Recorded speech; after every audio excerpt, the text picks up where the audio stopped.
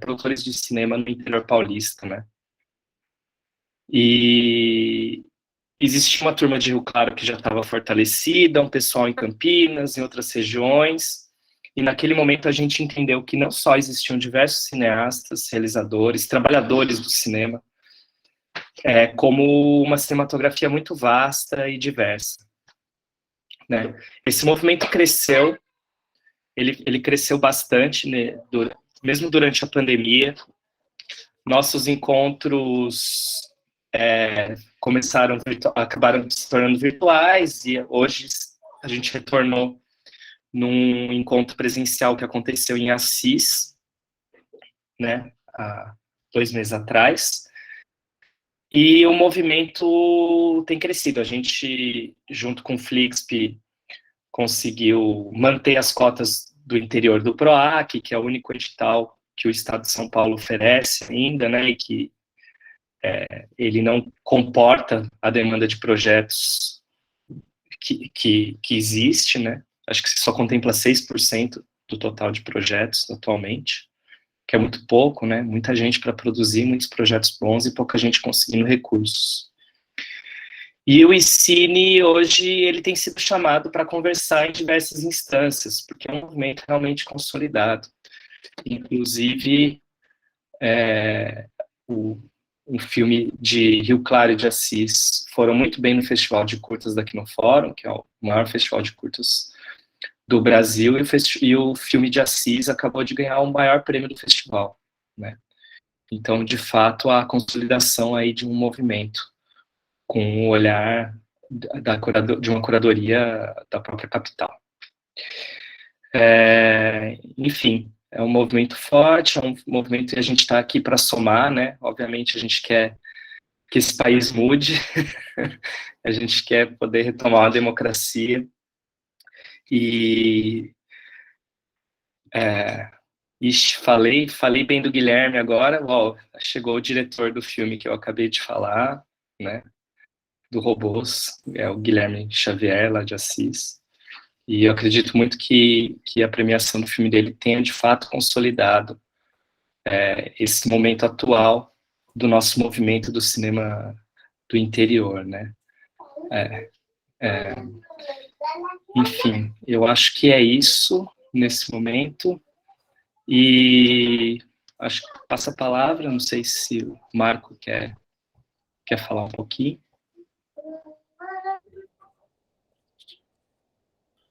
Boa noite, pessoal. Tá muito contente de estar aqui.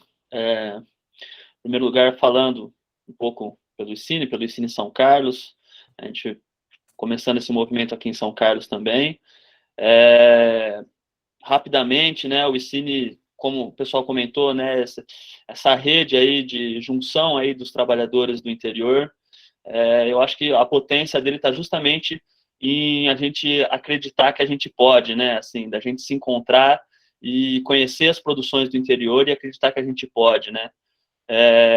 Como o Diego colocou, de fato, o PROAC é ínfimo, né, a política cultural como um todo, se ela já foi, poucas vezes foi de fato tratada com a devida relevância que ela tem, não só para a construção da identidade, que eu acho que é fundamental, para a construção simbólica, né, não só do país, mas do interior, do Estado, ela também tem a sua contribuição econômica, quer dizer, ela é deixada de lado à margem por, sabe, e a gente, eu vi, né, eu entrei faz menos tempo no ICINE e eu vi um movimento de fato muito forte, muito potente, uma rede que tem crescido. Quando eu cheguei com São Carlos, tinham, não sei, 45, agora já estão em torno de 60 cidades conectadas, mas mesmo em São Carlos a gente agrega aqui o pessoal do lado, tem Descalvado, tem, né, então as cidades menores que transitam também, quer dizer, tem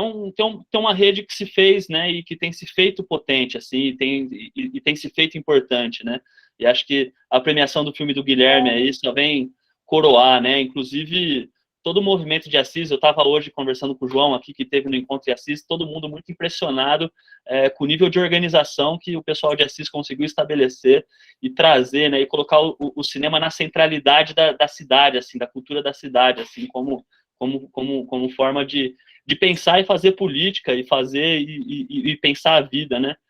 E acho que é um pouco por isso que nós estamos aqui buscando esse debate. Bom, eu particularmente trouxe essa proposta de trazer o Djalma e o Ivan. Bom, o Djalma eu conheço ele há algum tempo, assim, temos alguma proximidade, algumas pessoas, e é um vereador aqui em São Carlos, o vereador com mais votos aqui na última candidatura, na última eleição. Foi a primeira vez que ele se elegeu com o maior número de votos aqui na cidade. A gente acompanha muito de perto, é alguém de fato muito combativo mesmo aqui. Quer dizer, a cidade de São Carlos, apesar de um ponto fora da curva que a gente teve em alguns anos atrás, é uma cidade que tem um histórico, vamos chamar de coronelismo mesmo, né? E é muito forte, que eu acho que provavelmente deve ser uma realidade muito parecida com várias das cidades de vocês também, né? Isso é uma realidade do interior. E o Djalma a gente vê também que é, de fato, um vereador que se coloca na linha de frente do enfrentamento desse coronelismo, né? Então, é alguém que, enfim, de fato a gente acredita. Então, trazer ele aqui, quer dizer, apresentar o Djalma, né, uma candidatura que a gente acredita potente para essa construção que a gente imagina, né, que a gente sonha, né, que acho que a gente precisa sonhar também para reconstruir o Brasil, né? Enfim, reconstruir também desde sempre, porque a gente sempre precisou construir esse país, né? Acho que ele nunca foi construído de fato. Então, a gente acredita muito, de fato, na candidatura do Djalma. Esse é o motivo pelo qual a gente traz, mas é claro que eu acho que é uma via de mão dupla mesmo, né? Trazer o Djalma, trazer o Ivan para cá, também a possibilidade da gente, sim, se aproximar deles, né? De possíveis futuros congressistas que vão estar ali na linha de frente, no combate, e sensibilizar eles, de fato, para as questões culturais, para as questões do cinema, para a força que isso pode ter para a construção de um país mais justo, solidário, igualitário, né, aqui. Então, eu acho que é fundamental esse processo que a gente está fazendo aqui e que a gente consiga tirar o máximo proveito. Então, agradeço a acolhida do ICINE, né, para a gente trazer, e agradeço demais também a presença do Ivan, deputado federal, a presença do Djalma, vereador em São Carlos e candidato aí a deputado estadual, para fazer esse bate-papo aqui. Eu não sei se a Rebeca tem algum outro procedimento protocolar, senão acho que a gente pode passar aí, abrir um pouco a fala para o Ivan, para o Djalma, fazer uma breve apresentação, né, e trazer um pouco do histórico ou do que imagina aí para uma próxima legislatura em relação ao programa de cultura. Uma primeira apresentação, assim, porque eu acho que aqui a gente vai ficar aberto para a gente poder, né, colocar questões, tirar dúvidas e fazer propostas, ou seja, afinar e amarrar esse diálogo para que a gente possa se manter conectados também. É isso mesmo, Marco. A gente pode passar a palavra para o Djalma ou para o Ivan. Fala, Djalma. Djalma? Acho que ele saiu, ele foi clicar para desbloquear e saiu. Pessoal, vocês estão me vendo aí na Então, tela, Ivan Valente? sim. Que eu não estou conseguindo me ver aqui na tela.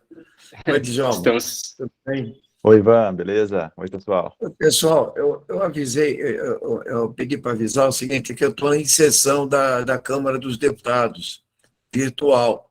Essa semana, o nosso gangster-chefe, Arthur Lira, convocou sessões, e ele está lá martelando projetos que não interessam a classe trabalhadora, e a gente está votando em obstrução aqui de 5 em 5 minutos, então eu tenho que ficar ligado no celular e na tela também. Então, eu queria primeiro agradecer aí a vocês e ao Djalma, particularmente, que me convidou também, ao Marco, que acabou de falar, Rebeca. Eu queria só dizer a vocês o seguinte, eu não vou poder ficar muito tempo, tá? Só estou querendo me colocar à disposição aqui, porque por esse assunto, por essa questão que nós estamos falando, que eu posso ter que votar a qualquer momento, até paralisar um pouco a fala, para poder digitar aqui no Infoleg Parlamentar. Mas queria dizer a vocês o seguinte: primeiro, falar um pouco do Djalma, aí, da sua capacidade, da sua operatividade como uma liderança que pode fazer a diferença lá na Assembleia Legislativa de São Paulo, né? Porque já se mostrou um parlamentar exemplar e um militante político, um dirigente político muito ativo em todas as áreas, né? Na educação, no meio ambiente e na área cultural. E eu estou muito feliz de poder estar conversando com setores da área cultural e que vocês, pelo que eu pude só ouvir rapidamente, trabalham com a questão do cinema, né, e do cinema no interior. É uma área que eu queria bastante conhecer, ajudar, colaborar, né, porque o que aconteceu nesses últimos anos do governo Bolsonaro, né, foi uma destruição em massa da cultura. E vocês sabem que quando você coloca um Goebbels no Ministério da Cultura, você já sabe o que vai acontecer, que foi essa sucessão de perversidades que o Bolsonaro fez com a sua turma, aquele nazista que saiu, a Regina Duarte, e agora esse Mário Frias, né, que é candidato a deputado federal, né? Eles estão aí para destruir a saúde, né? Então, eu peço 10 segundos para votar aqui, pessoal, como eu falei para vocês, tá?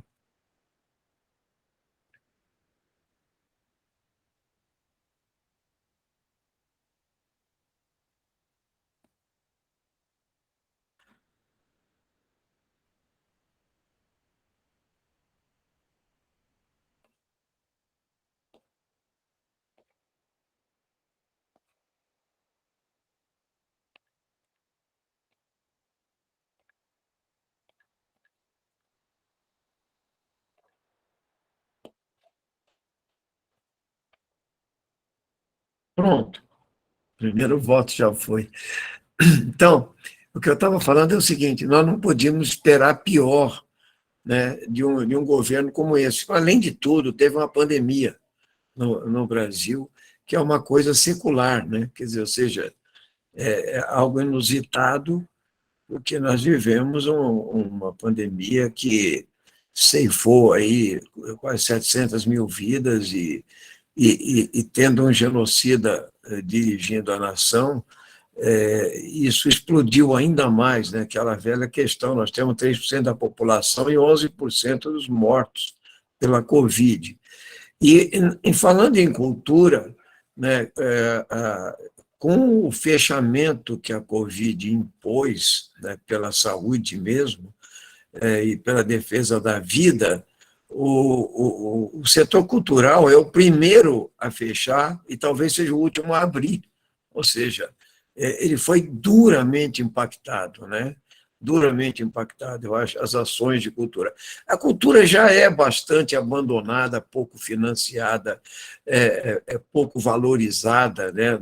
Num país como o nosso e num governo como esse, menos ainda. Então, é um trabalho de resistência que é feito em todas as áreas culturais, e vocês sabem muito bem das imensas dificuldades, mas da importância e do valor que isso tem para a sociedade, para a formação social brasileira e da cidadania brasileira. E o que nós fizemos lá esse tempo foi ver que havia um método na destruição do setor cultural, a começar por aquela maldição da Lei Rouanet, entende a forma como eles trataram despolitizadamente a questão, né? E porque o Bolsonaro é inimigo da cultura mesmo, entende? Ele acha que isso tem alguma coisa a ver com formação, com inteligência e tal, e eles são radicalmente contra isso, pensar e usar os atributos humanos, né? Como dizia Einstein, em duas coisas que são infinitas, né? que são o universo e a estupidez humana. Né? Sobre o universo há dúvidas, mas sobre a estupidez humana não. Né? Então, nós estamos vivendo esse período. E nesse processo, o que eu posso dizer em matéria de política pública para vocês é que eu pude assistir lá que o Congresso até se mobilizou e conseguiu algumas vitórias importantes para tentar ativar o setor, financiar o setor, e deu nome, inclusive, às leis que o Congresso aprovou, né? Que foi a Lei Paulo Gustavo e as leis Aldir Blanc, a 1 e a 2, né? Além daquele programa de socorro, o PENSE, que é o Programa de Socorro a Eventos, né?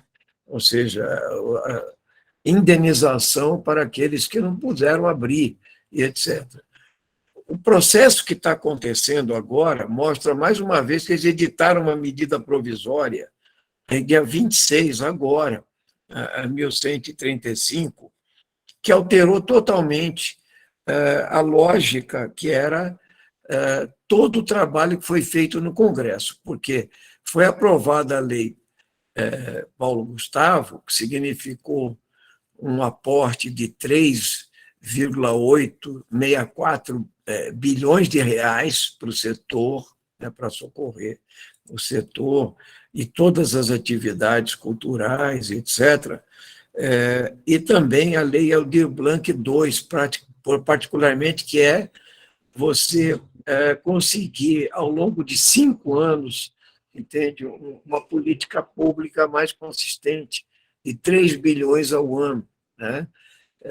Fora essa proposta que foi aprovada em 2020, que é a do PENSE, né, que é o socorro aí ao setor de eventos e etc. O que acontece é que essa medida provisória, simplesmente, ela anulou o processo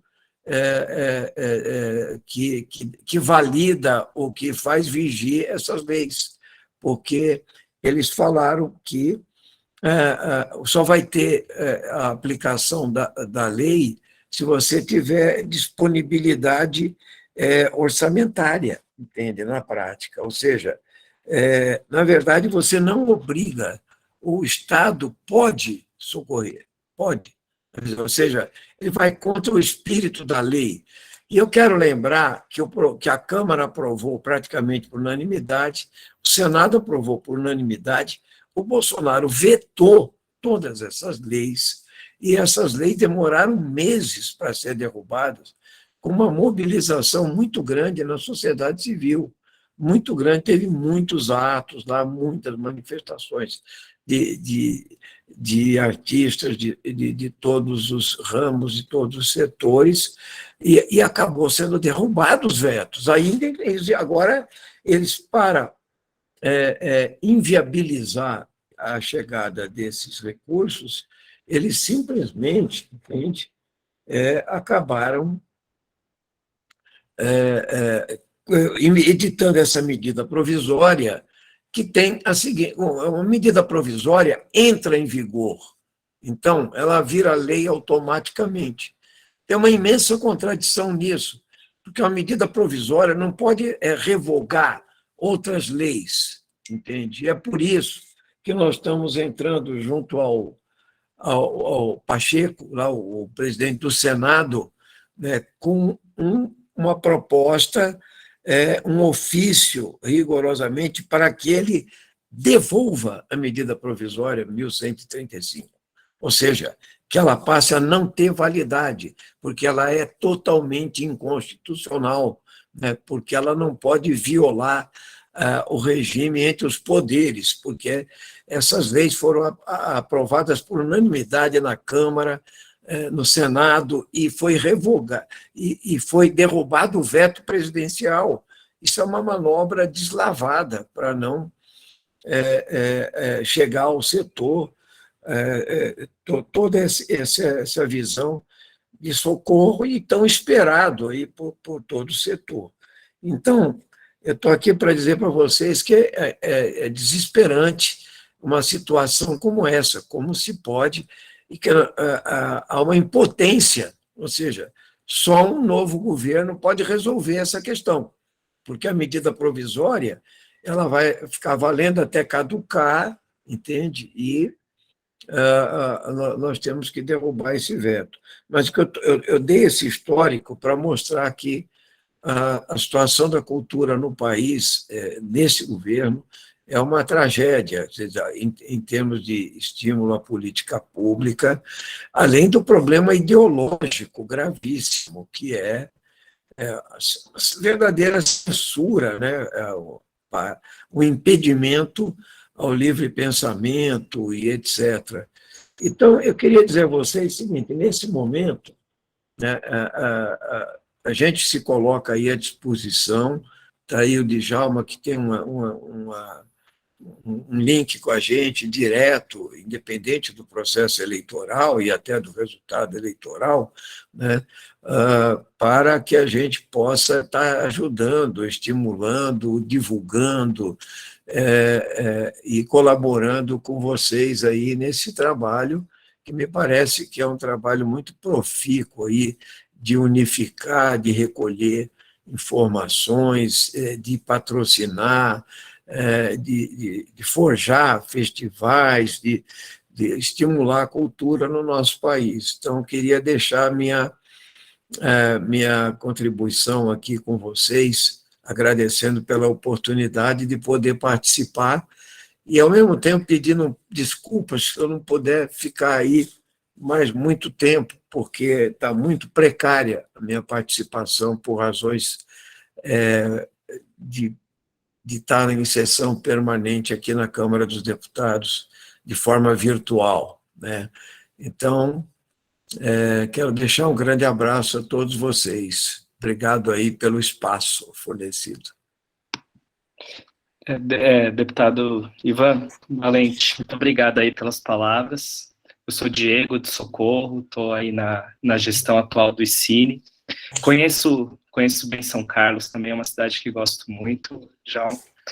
E só para falar um pouquinho dessa questão da Paulo Gustavo, muitos de nós, por conta desse movimento de ICINE, já estamos conectados com as secretarias de cultura, os conselhos das nossas cidades, preparados para poder ter os recursos da Paulo Gustavo. A Paulo Gustavo, para nós do interior, ela não é só ela não só auxilia a gente nesse momento, né?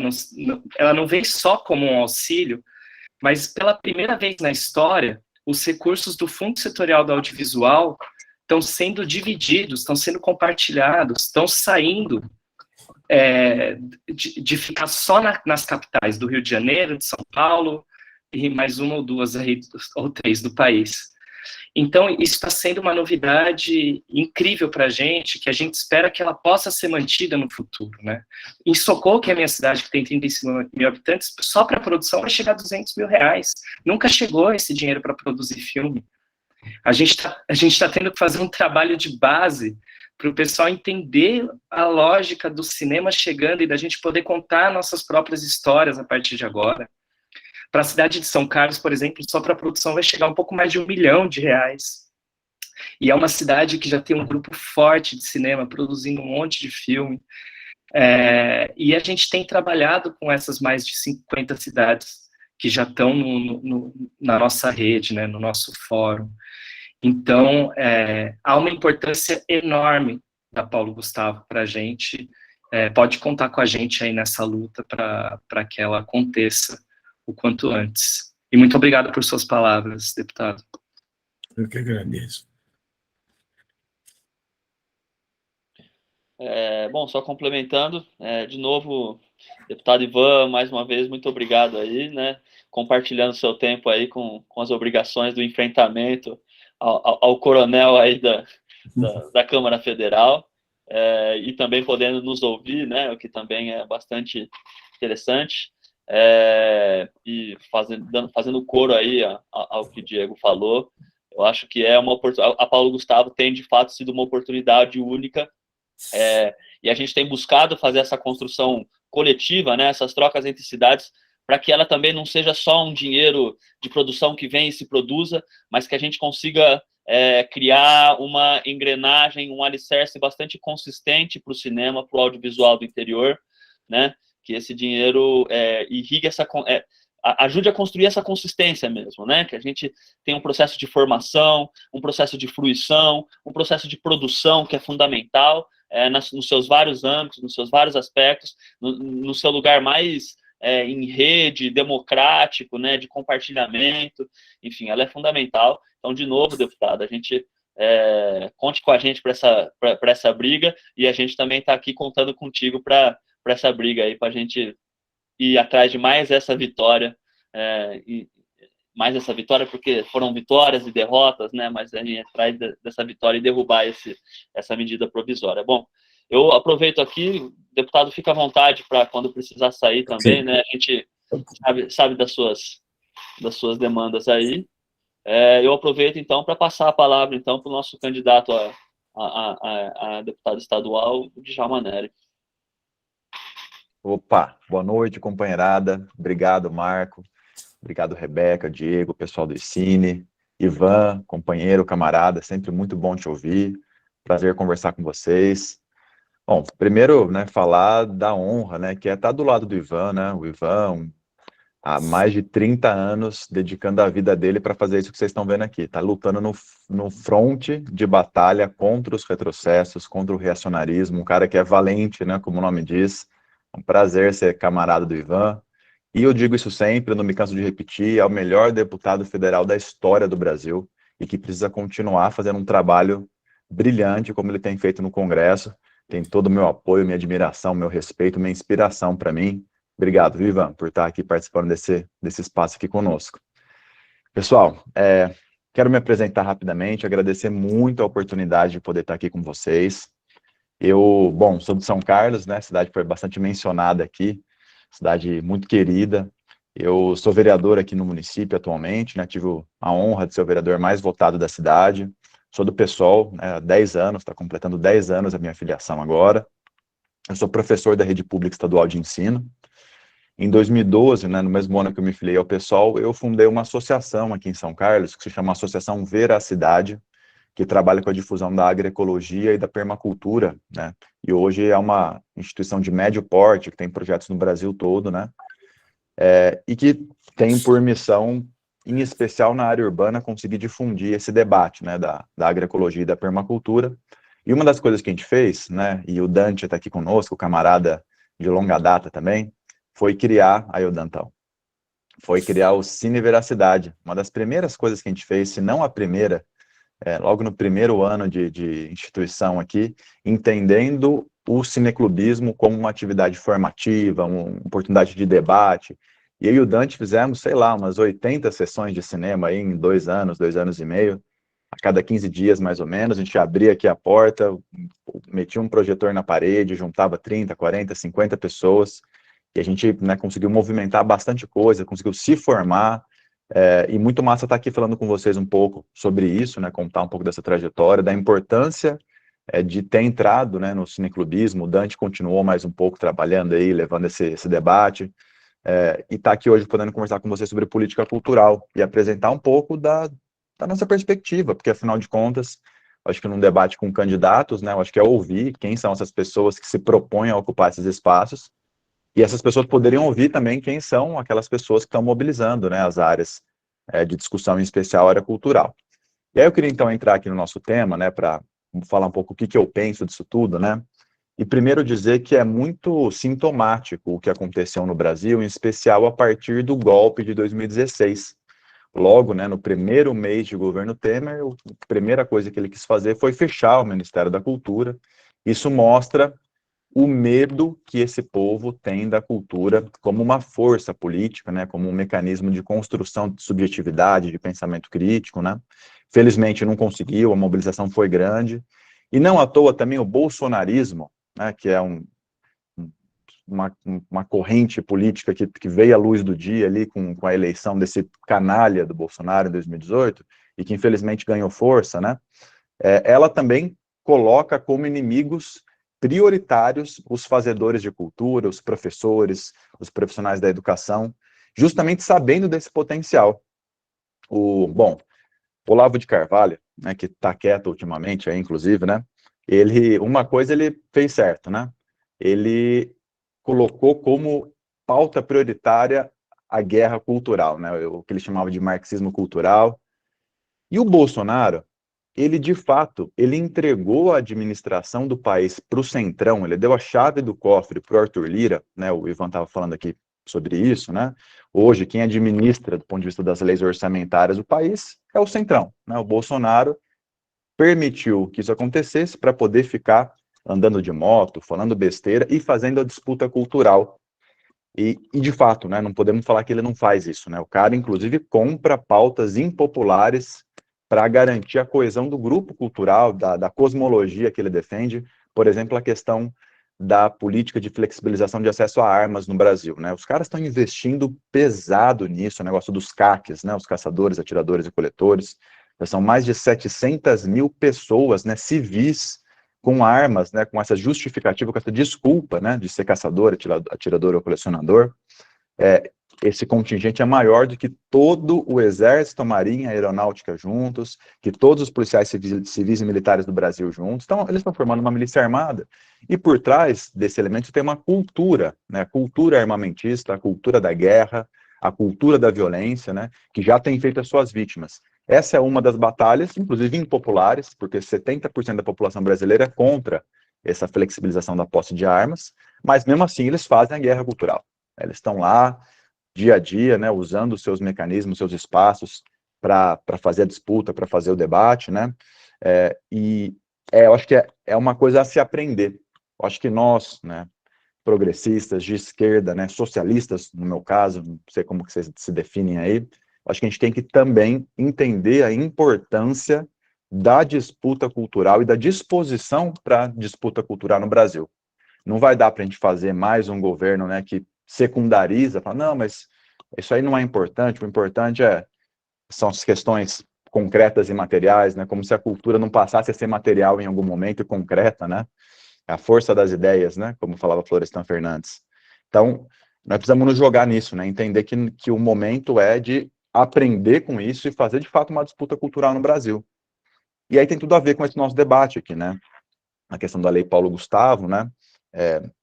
Quase 14 bilhões de reais, dos quais 70% do Fundo Setorial de Audiovisual. Então, um valor que, de fato, né? Apesar da régua no Brasil ser muito baixa, né, para investimento em cultura, qualquer município, qualquer estado, para vocês terem ideia, São Carlos não tem nem Secretaria de Cultura, né? Nós temos uma Secretaria de Esportes e Cultura, né? Uma coisa.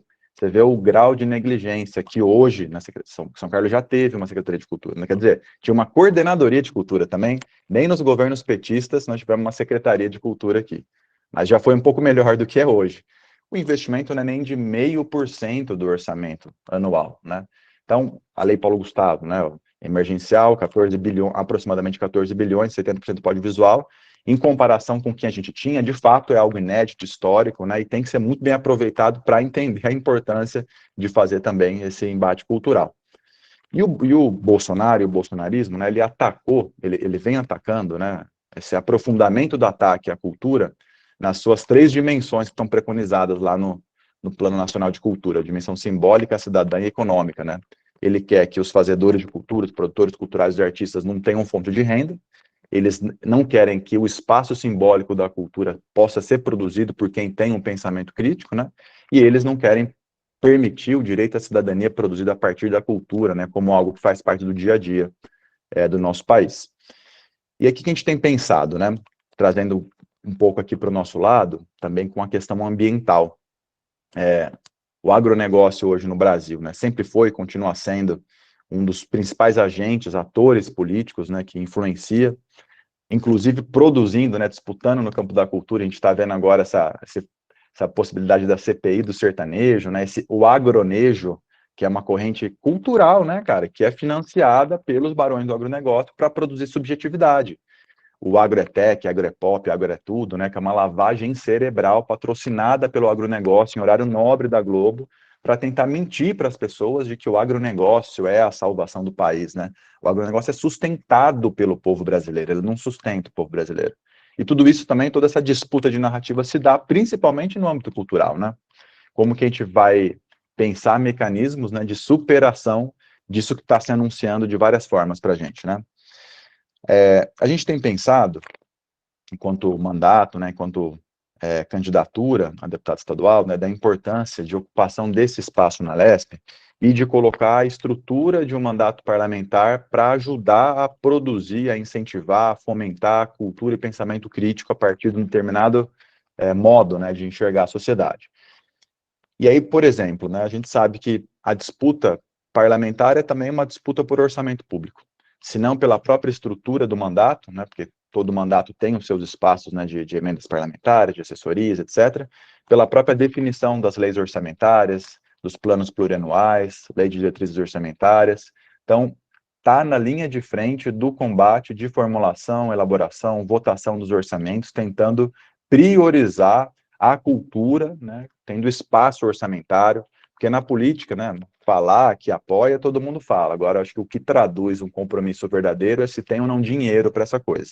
Então, nós precisamos, acho que ser muito franco, direto e objetivo. Nós precisamos de investimento, né, de recurso para que, de fato, isso possa continuar acontecendo e crescendo, gerando emprego e renda, né? Então, queria primeiro deixar essa perspectiva muito explícita para vocês, da compreensão pragmática disso, né, de que a gente faça, né, deixe claro esse compromisso aqui, de lutar pela inclusão da cultura no orçamento do Estado de São Paulo e de colocar a estrutura do mandato, através de emendas parlamentares, para fomentar grupos e processos culturais que têm, né, uma perspectiva de mundo, né, sem essa coisa da neutralidade, tem uma perspectiva clara de mundo, né, de formar cidadão, de pensar o pensamento, né, formar o pensamento crítico, etc. Então, assim, em linhas gerais, né, nós estamos com uma proposta que nós estamos chamando de Mandato Popular Coletivo, que é um grupo que reúne ali quase 70 ativistas de todo o estado de São Paulo. Esse grupo definiu 5 eixos prioritários da nossa candidatura, que são meio ambiente, educação, cultura, direitos humanos e saúde, são áreas negligenciadas, né? A gente tem uma série de propostas, tópicos, né, para cada um desses eixos, está à disposição no nosso site, djamaneri.eco.br, né? Uma das propostas do eixo de cultura é a criação de um programa Município Cultural, que acho importante estimular os municípios a terem algum tipo de benefício, né, através de transferência de recursos, ao atingir determinadas metas, né, por exemplo, ter uma Secretaria de Cultura no município, ter um número mínimo, né, de servidores públicos dedicados à cultura, esses servidores serem pessoas técnicas, pessoas da área, né, e não um cabidão de emprego, como a gente tem visto em vários municípios, né, sem um mínimo de critério objetivo. Então, essa é uma das propostas, né, que a gente tem defendido, apresentar logo no início, né, desse nosso futuro mandato na Lesp, para aprovação dos parlamentares, a criação de um programa chamado Município Cultural, que vai trazer, né, uma série de requisitos que os municípios, ao atenderem, vão ter uma pontuação, um ranqueamento e um acesso facilitado a recursos e que, portanto, vão estar estimulados ali a cumprir esses critérios, né? Tem bastante coisa lá no nosso site, não vou tomar muito tempo de vocês aqui explicando, trazendo cada um dos pontos, mas quem quiser conhecer, estou super à disposição. E no limite, né, também quero deixar muito claro que a gente quer contar com o apoio de vocês. Estamos num momento muito difícil do nosso país e do Estado, acho que a gente tem 3 grandes tarefas. A primeira é derrotar o Bolsonaro no primeiro turno, no dia 2 de outubro, não tem, né, nem debate sobre isso. Aí temos a segunda tarefa, a chance de eleger pela primeira vez um governador de esquerda aqui no estado de São Paulo, por isso que o PSOL, pela primeira vez na história do partido, né, não lança um candidato nem à presidência, nem ao governo do estado de São Paulo, para apoiar Lula e Haddad. Nós temos condição de vencer. E imaginem vocês, né, governar aquele que é o estado mais populoso, né, com o maior fluxo financeiro do país, alinhado com o governo federal também, né, progressista, de esquerda. E, por último, o grande desafio é eleger um legislativo decente, seja no Congresso Nacional, com pessoas como o Ivan Valente, que são imprescindíveis, seja na Assembleia Legislativa de São Paulo, né, com mandatos como o nosso, com uma série de candidaturas que estão se colocando aí, que tem um compromisso, que tem militância, né, que tem história para mostrar, não só coisa para falar, e que estão, de fato, dispostas a fazer o enfrentamento, o embate, para colaborar com esses governos Lula e Haddad, para impedir, né, os retrocessos, o reacionarismo e tentar melhorar a correlação de forças aqui no estado de São Paulo. Então é isso, né? Queria ficar à disposição de vocês, ouvir vocês e obrigado de novo pelo espaço, pela oportunidade de conversar. Pessoal, Legal, Djalma, obrigado. Ô, Marco, só para Fica à vontade. avisar vocês aí que eu vou ter que sair da tela, que agora está entrando um projeto mais importante, vou ter que estar mais atento aqui. Agradecer a vocês, ao Djalma, e, logicamente, engrossar as palavras do Djalma aí das tarefas que nós temos aí a um mês das eleições. Vamos ver se a gente vira essa página da história no Brasil, esse retrocesso civilizatório que nós estamos tendo que enfrentar aí, mesmo depois de ter vivido 21 anos embaixo de uma ditadura militar. Então, quero deixar um abraço a vocês e me colocar à disposição para o trabalho futuro nosso aí com o Djalma na Assembleia e contar com vocês aí no processo eleitoral também. Grande abraço a todos. Parabéns. Grande abraço. Obrigado, pessoal.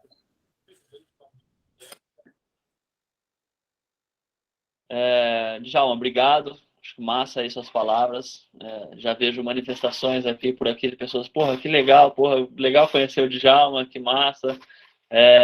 Então, isso é legal. Acho que já dá uma liga aí, né? Acho que cada um também tem as suas preferências, tudo, mas acho que a gente já começa a criar um amálgama, né? Uma liga aí para a gente poder estabelecer um diálogo que seja não só nesse momento, mas que seja aí daqui para frente, que o Djalma esteja em contato com o ICINE com o Djalma, e que a gente possa tocar pautas para frente.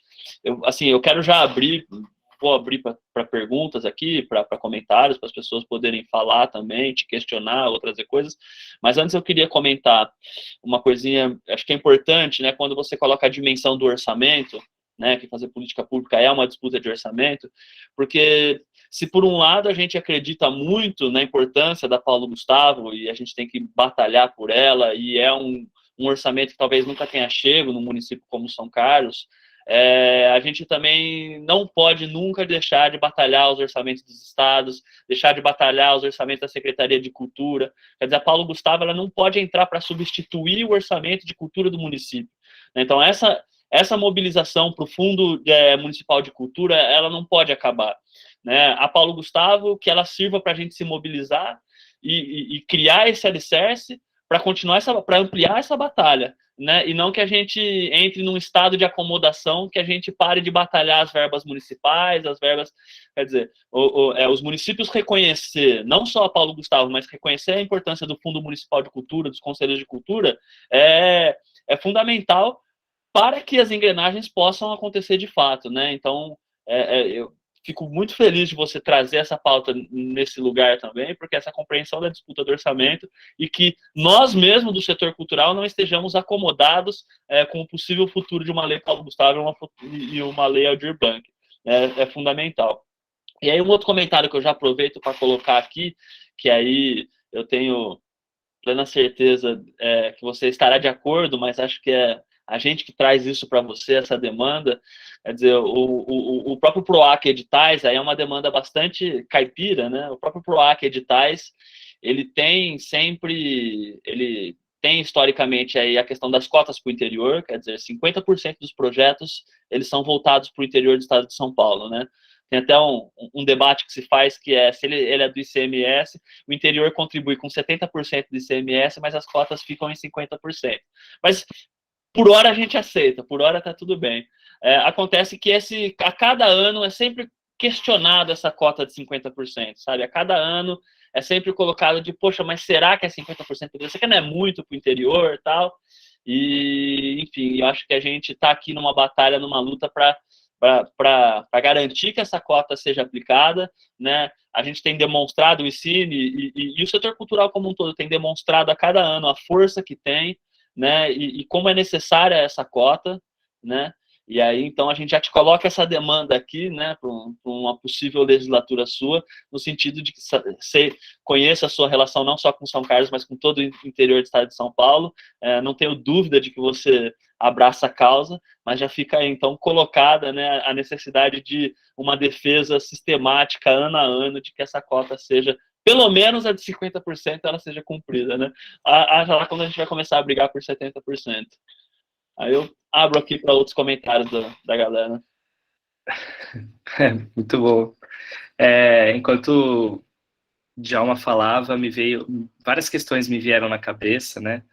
e essa questão da agricultura familiar, da agrofloresta, ela nos é muito cara também no ensino, porque a mesma relação que o pequeno agricultor, o agricultor familiar, quem desenvolve a agrofloresta tem com a monocultura, os grandes produtores, o agro, nós temos essa relação com o cinema da Globo Filmes, o cinema das grandes produtoras de cinema de São Paulo e do Rio de Janeiro.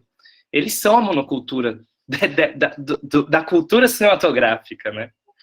Eles dominam os recursos, eles criam leis que fecham gargalos para a gente. Então, e nós não, nós estamos criando outras histórias, narrativas que conversem com as pessoas que estão ao nosso redor, que tem a ver com as nossas vidas. E para falar a verdade, a maioria de nós, trabalhadores do cinema do interior paulista, não trabalha, não vive somente do cinema. A gente trabalha de outras coisas. A gente tem cineasta coveiro, cineasta pedreiro, cineasta agricultor, que vende bolo de pote, a gente tem padeiro, a gente tem de tudo aqui. Pessoas que têm outras fontes de renda e que, quando conseguem um PROAC ou outro, que na minha concepção não poderia ter só um edital, ainda mais pegando só 6% dos projetos por ano, deveríamos ter outros editais no estado de São Paulo, né? Mas aí já também é outra questão que a gente tem que batalhar aí no futuro. Então a gente está nesse lugar em que a gente já sabe se virar, a gente já se vira de diversas formas. Só que a gente queria ter as mesmas possibilidades que os cineastas da burguesia da capital têm, de poder trabalhar somente com cinema e poder desenvolver ainda mais o que a gente já conseguiu desenvolver até agora. Qualidade a gente tem, né? Tá aí o filme do Guilherme para mostrar. E outros filmes nossos, né? Que já se destacaram desses últimos 3 anos. Agora, o que a gente precisa é justamente isso, conseguir se fortalecer, porque como você disse, Djalma, a gente vai estar diretamente nesse embate cultural. Né? O estado de São Paulo é um estado que se mostrou tão reacionário, né? Mas se a gente consegue desenvolver, se a gente consegue cultivar e plantar outros sabores do audiovisual, né? A gente vai conseguir reflorestar imaginários, como o Guilherme disse, né? E reflorestando imaginários, a gente vai conseguir também transformar essa cultura reacionária do Estado. E o audiovisual tem esse poder. E a gente está ciente disso. Então, é muito importante aí que nós, que estamos aqui hoje conversando, sabendo desse posicionamento também do Djalma, que a gente esteja junto aí, né?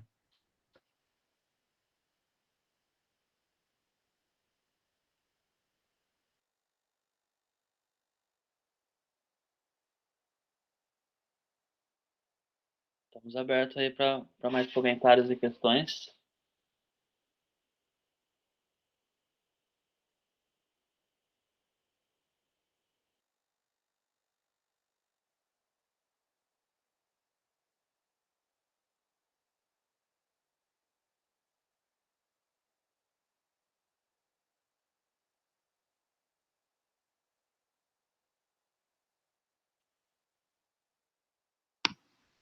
Se vocês me deixarem, eu falo, gente. Eu queria... Valeu, Gui. Opi. Djalma, eu queria dizer que, cara, eu já fiquei na sua casa, meu. Quando você estava iniciando o processo, eu namorei a Didi Mai. Ah, é daí que eu te conheço. Você foi namorada da Didi, claro. Porra, sim, sim. Que legal, mano. Uma massa, aquela vez. Acho que foi o início de uma mudança de pensamento para agrofloresta, para agricultura familiar. Foi bem massa. Que massa, velho, que massa. A permacultura, não à toa, né, essa coisa da cultura da permanência, né, eu quando conheci também esse universo, porra, né, é isso, me encantei, porque lia muito sobre como mudar o mundo, vim das ciências sociais, mas eu encontrei um caminho prático de gente que queria contribuir de alguma forma, eu tava lá plantando e colhendo e construindo, então, muito massa, passou muita gente por aqui, a gente começou, né, 2012, puta, milhares de pessoas do mundo inteiro mesmo, colaram aí, ficavam uma semana, um mês, 6 meses. Puta experiência massa de troca aí.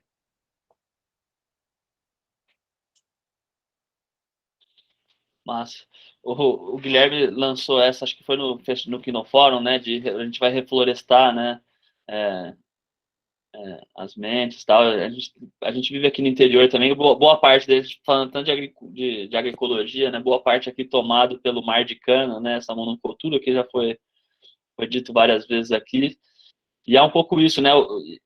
Esse reflorestar também, esse resgate da nossa memória, né? Eu tenho um grande mestre aqui em Araraquara também, o Elvio Tamoio, que uma vez ele falou, olha, debaixo da cana está a nossa história, debaixo da cana está a nossa memória, está a nossa batucada, tá a nossa... Debaixo da cana está tudo lá, entendeu? E aí é isso, né? A gente aqui fazendo cinema e nessa batalha a gente vai... Eu gostei da colocação de reflorestar tudo isso, mas a gente tem que resgatar tudo que foi enterrado, né? Debaixo da cana, tudo que está lá. Inclusive o Elvio, ele continua dizendo assim, bom, um dia eles vão usar, né, a nossa identidade, a nossa memória que está enterrada debaixo da cana como combustível, né? Vai ser o petróleo do futuro, vai ser essa memória nossa que está enterrada debaixo da cana. E aí essa é a disputa aí que estamos colocados para fazer, né? Para que esse combustível seja nosso, esse petróleo é nosso.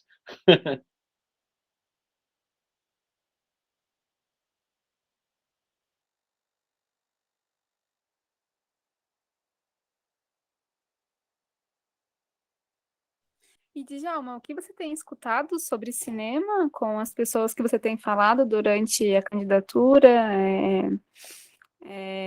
Aqui, seja aqui do interior ou fora do interior, quais são os debates, quais são as demandas das pessoas? Então, até aproveitando aqui o gancho, né, quero dialogar também com as falas ali do Diego, do Marco. Tem um livro, né, de uma ativista indiana e pensadora chamada Vandana Shiva, que fala das monoculturas da mente, né? E é bem louca essa comparação, assim, né? Você falou da cana-de-açúcar e é isso, assim, né? Nós estamos aqui num mar de monocultura de cana e que condiciona também a maneira como a gente pensa, entende as coisas e que essa relação direta com a paisagem, com o pensamento e tal, né? Então, e essa coisa do setor do agronegócio está financiando, né? Está deliberadamente construindo, né? E investindo massivamente nisso, cara. É muito foda, assim, é muito perigoso, né? Até parar para pensar no que isso pode resultar, né? Você tem as músicas que tava falando com o Vladimir Safatli sobre isso, eu fiz uma entrevista com ele há um mês atrás, e ele até mencionou, falou, porra, tem música lá que fica falando do PIB, do não sei o quê, você cria todo um movimento cultural ali para exaltar um setor da economia e para criar uma narrativa totalmente mentirosa e falaciosa, né? Enfim, né? E aí eu fico pensando, né? Nós estamos falando aqui, né, do Fundo Setorial de Audiovisual, 70%, tá falando de 10 bi, vai. Deixar essa grana na mão de uma galera que quer aprofundar esse projeto agrofascista no Brasil, porra, fudeu, sabe? Como que a gente não deixa isso acontecer? E os caras estão aparelhando tudo que tá para aparelhar, né? O Ivan falou aqui, né, do Mário Frias, da Regina Duarte, de todas as tragédias, né, do ponto de vista gerencial, das pessoas que ocuparam, que ocupam, né, esses espaços importantes que estão destinando recursos, né? O pessoal ficava reclamando de Lei Rouanet e tal, e recebendo um cachê milionário de dinheiro desviado da saúde, da educação. Então, realmente, cara, é muito preocupante, assim, né? Fico pensando, sei lá, tem esses canais tipo Brasil Paralelo, né? Que é uma aberração, né? Acho que vocês conhecem. Os caras ficam falsificando a história. Imagina esses caras financiados com dinheiro público, falsificando a história, e tem uma galera que assiste essa porra, sabe? Os caras são os maiores anunciantes do Google, 500 mil num período lá de um mês do ano passado. Então, assim, o negócio rodando para cima e para baixo, imagina fomentado com dinheiro público, enfim, né? Então, é um debate que me preocupa muito mesmo, da gente ocupar, encampar isso e não deixar esse recurso financiar tudo isso que a gente está vendo aí nessa guerra cultural. E aí, com relação a que eu tenho ouvido aí do cinema, Rebeca, eu confesso que primeiro diálogo com um grupo organizado do cinema que eu estou promovendo aqui, que eu estou participando aqui, é esse.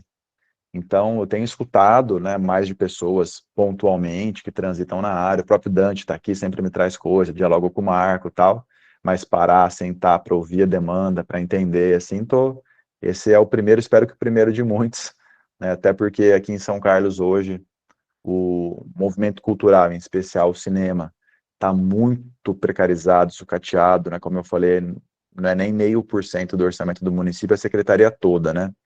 Antes nós tínhamos um conselho ativo aqui em São Carlos, acho que o Marco lembra disso, né? Conselho de Cultura, e ficou quase 4 anos parado, tentaram reativar, só que o prefeito aqui, né, enfim, o pessoal que está à frente da prefeitura não está interessado em participação, então desmobiliza as pessoas. Então o fato é que hoje todo aquele potencial, que inclusive a universidade propicia aqui em São Carlos, tem um curso de imagem e som muito importante aqui na UFSCar, né?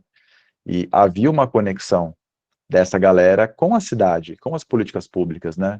E hoje a desconexão é gigantesca, sabe? Porque, enfim, uma via de mão dupla também, eu sempre faço, eu levo essa crítica também para a comunidade universitária, falo, porra, galera, vocês têm que, sabe, ir lá, ir na Câmara, ir na Prefeitura, ir no Conselho e tal, e ao mesmo tempo não tem espaços institucionais que acolham essas pessoas, essa pauta, essa luta, essas demandas.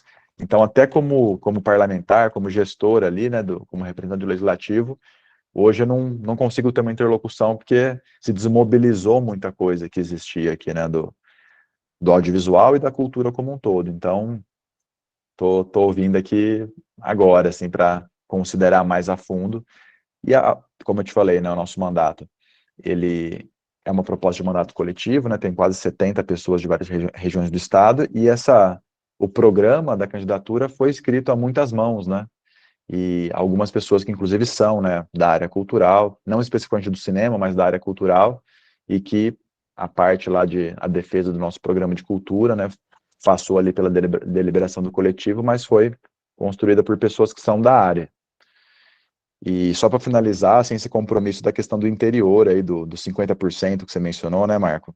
Do ICMS, do PROAC, enfim, porra, é um terceiro pilar aí que eu acabei não esquecendo de mencionar da nossa candidatura, tem a questão da agroecologia, o mandato coletivo e o interior, que está subrepresentado hoje, tanto na Lesp quanto no Congresso Nacional.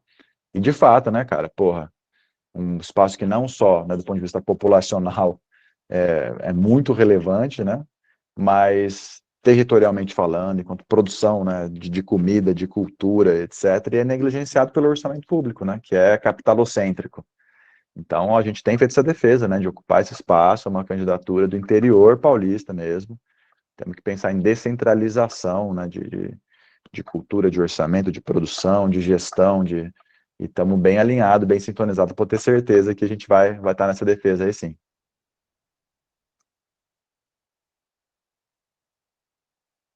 Evandro, aqui vai.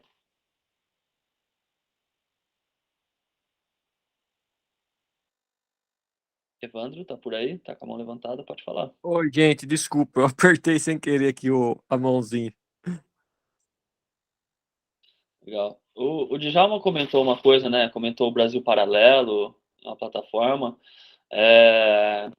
assim, apresentando para ele e para outras pessoas que podem estar aqui. Acho que o Icine também tem pensado diversas ações, assim, nesse campo de tentar, né? E, inclusive, tem a proposta da plataforma do Icine, né? Dos filmes do interior, que, enfim, que as coisas são feitas muito nessa mão militante, né, da gente do Icine, então a nossa vontade é que as coisas caminhem numa velocidade, elas têm outras velocidades, mas a gente está aí nessa batalha de construir uma plataforma do Icine, do cinema do interior, para os filmes do interior.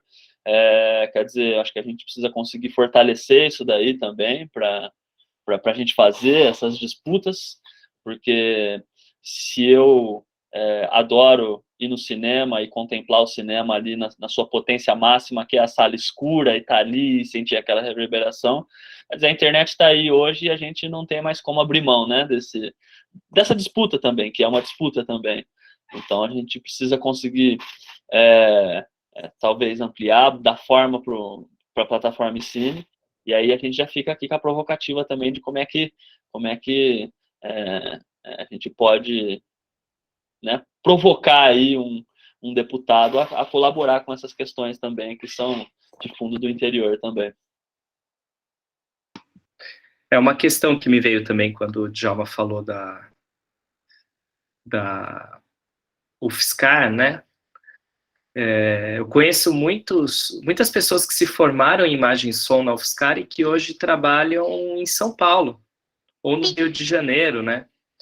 E esse fortalecimento que a gente quer trazer para o audiovisual no interior, ele vai refletir muito, já reflete, vai refletir mais ainda sobre a economia criativa do Estado, do interior do Estado, né? Ao invés dos municípios exportarem os jovens talentos para a capital, eles vão seguir produzindo filmes na sua cidade, com os temas pertinentes à sua cidade, à sua região, ao interior, e é o que mais quiser também, né?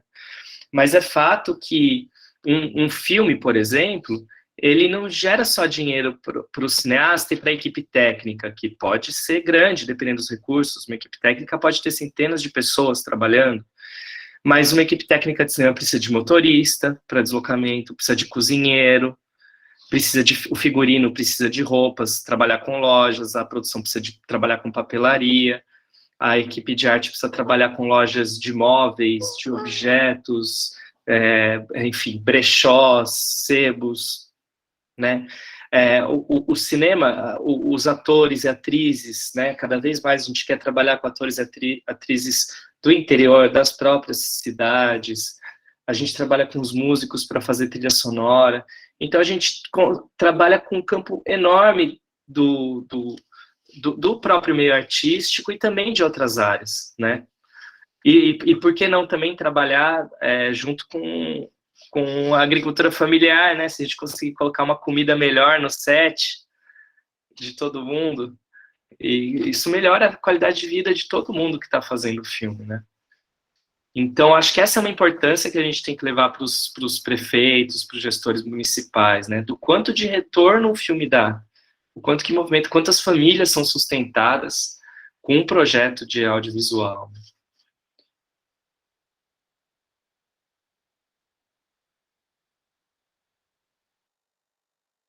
E para além...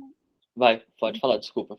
Desculpa, Marco. E para além, né, desse retorno econômico, né, mas esse retorno que não é material em si, né, que é a gente contar as nossas histórias a partir de outro ponto de vista, que é o nosso ponto de vista aqui, né, e que isso circule entre a gente, né, seja através de uma plataforma, ou seja, realmente indo fazer exibições pessoalmente, presencialmente, criar outra forma de se relacionar com o audiovisual, né? Criar uma outra cultura, uma outra cinefilia que responde a outras lógicas, né? Diferentes dessas grandes produtoras que a gente vê por aí.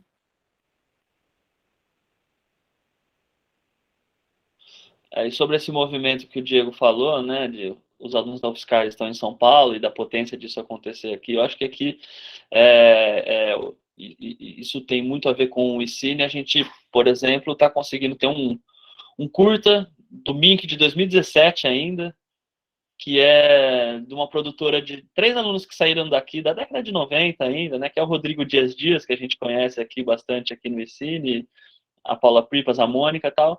Um curta que em outros tempos naturalmente seria rodado em São Paulo, que é um curta da Mônica, e aí o Dias, como produtor, falou, cara, vamos levar para o interior. E aí ele está trazendo para São Carlos de novo esse curta, né, estou colaborando aqui, ele tá fazendo essa volta, assim, né, então eu acho que esse diálogo também tem animado as pessoas, de fato, mesmo as que estão fora, a olhar e a voltar, né, e isso é bastante animador, porque é também a nossa possibilidade de ficar, né? Porque eu tive o meu período fora de São Carlos, em São Paulo, nessa lógica de tipo, poxa, né, como fazer aqui? E aí nessa volta é essa batalha, que é uma batalha de, bom, então vamos ficar. E como é que a gente constrói essa possibilidade de ficar e continuar criando, e continuar fazendo, e continuar, né, pensando, enfim. Então, acho que é muito forte. Ô, Marco, pessoal, se vocês me perdoarem, eu vou precisar sair, que eu tenho compromisso aqui 9h30. Queria ficar à disposição, ver se vocês têm mais alguma pergunta, comentário aí, ou como que tá a ideia. Eu tava para encerrar mesmo, eu ia abrir aqui para ver se mais alguém queria fazer um último comentário e abrir aí para uma fala final para você mesmo, Djalma. Era esse é o, estamos antenados. Legal. Posso fazer uma fala final? Então, assim, bem breve, na verdade, acho que mais agradecer a oportunidade de conversar com vocês, queria reforçar aqui o fato de estar à disposição, o Dante, que está aqui conosco, né, faz parte aqui do nosso mandato, do conselho do mandato.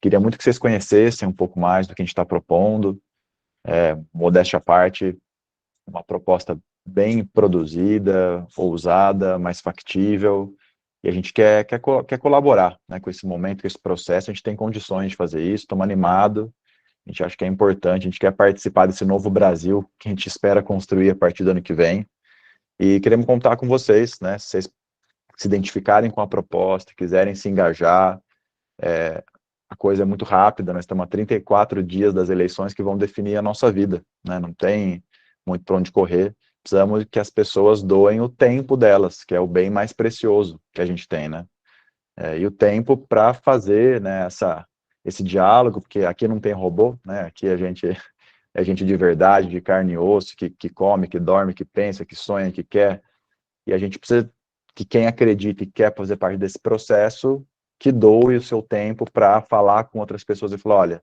nós precisamos construir um cenário melhor no ano que vem, e isso passa por disputar o Estado brasileiro, disputar a Assembleia Legislativa, o Congresso, e precisamos de gente que vá lá no dia 2 de outubro participar, votar, escolher, e precisamos tirar, né, muita gente em 2018 votou no Bolsonaro porque queria uma mudança, e é totalmente compreensível isso.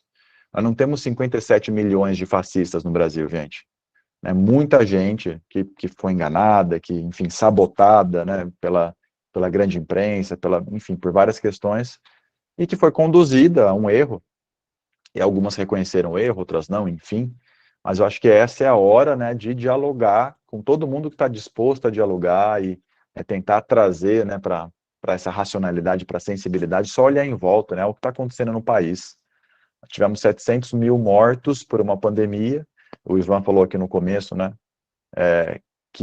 cuja metade desse contingente poderia ter sido evitado com ações mínimas, básicas, né, só de não ter atrapalhado, só de não ter inventado cloroquina, kit Covid, antivacina e os cambal, a gente poderia ter poupado aí 350 mil vidas, né, então, assim, esses caras têm que ser julgados e condenados pelo Tribunal Penal Internacional de Haia, esses caras têm que ser presos.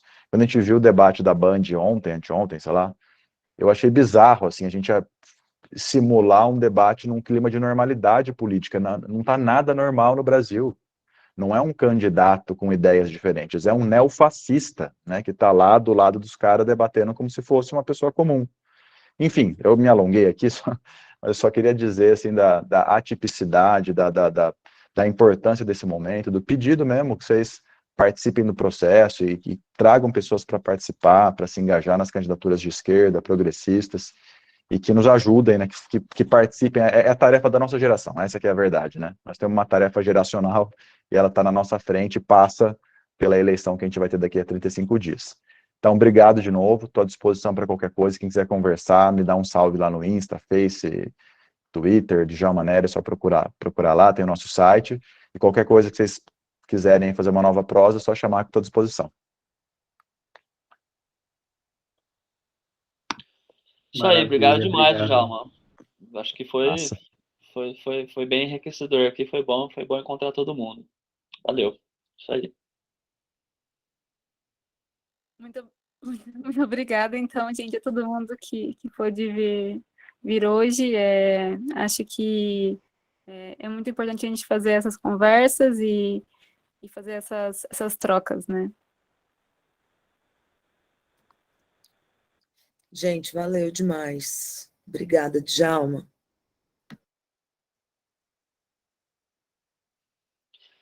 Aí, boa noite, meu povo, e até a gente se encontra no cinema, então. Valeu, pessoal. Tchau, tchau.